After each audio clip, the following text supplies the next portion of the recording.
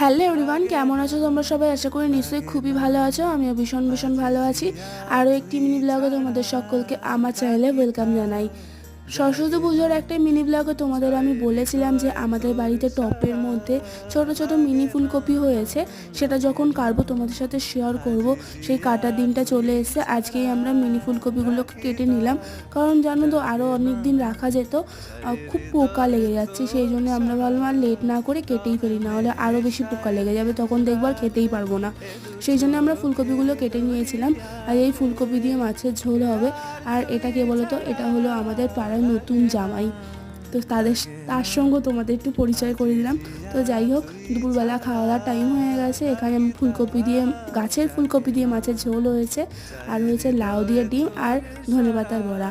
আর মা সন্ধ্যেবেলা চিকেন 65 করেছিল, সেটা একটু তোমার সাথে শেয়ার করলাম। তো আজকের ভিডিওটা এটুকু। Bye bye everyone.